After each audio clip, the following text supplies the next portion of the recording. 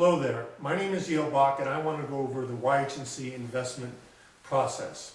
First thing we want to do for each client is come up with a strategic asset allocation, which is simply a long-term plan as far as how you're going to allocate assets into different and each asset class. So for example, your portfolio will be composed of stocks, bonds, cash, real estate, commodities, etc., etc.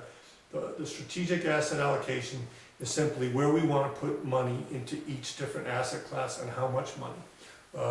60% into stocks, 20% into bonds, 10% into cash, 5% into commodities, 5% into real estate, for example.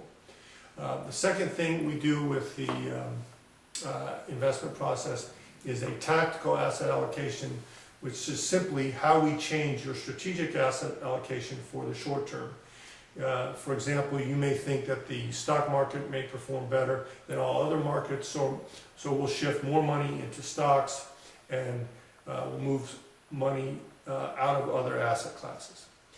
With respect to an individual client, typically the younger you are, the more money you probably should be invested in stocks, and the older you are, as you get closer to retirement, more money should be placed into more conservative investments like CDs, cash, bonds, and money market funds, etc.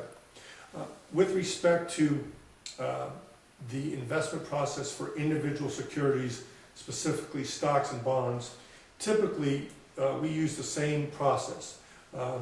My background is investing primarily in stocks. For stocks, first thing we do is we look at the kind of business that they're in.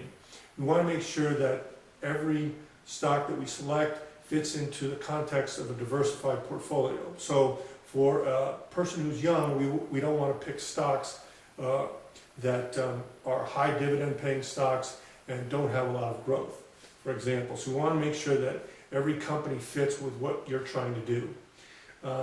As far as researching the individual stock, we want to look at the specific business that the company is in. How do they make money? How do they compare to their competitors? Why do they have a strategic competitive advantage? The best way to evaluate that is to look at the returns that the company has historically generated. What we'll do is we'll take a look at the fundamentals of the business. Why is a company better than their competitors? What kind of profit margins do they have? What kind of revenue growth do they have? How is their operating income grown? How is their net income grown? What kind of cash flow do they get from their business? What kind of balance sheet do they have? Do they have a lot of debt versus equity? What kind of capital structure do they have? Do they have different kinds of classes of equity or different levels of bonds? So we do a lot of fundamental analysis. We also want to look at the management of a company.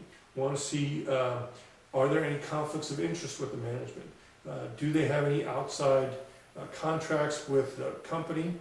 We also want to look at the board of directors of the company. Do they have the appropriate committees, the audit committee, the compensation committee?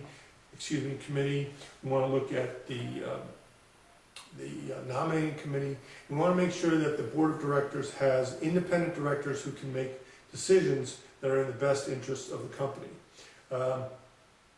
So that is a guideline in terms of the specific fundamentals of the business.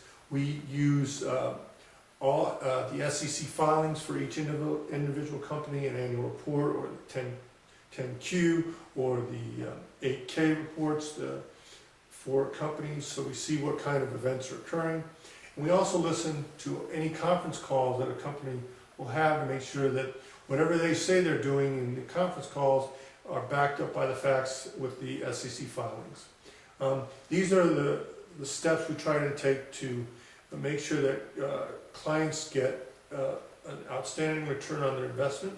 If you have any questions about the steps that I use or the process that I use to invest, please give me a call, 702-449-0360, or email me at yale@yhnc.com.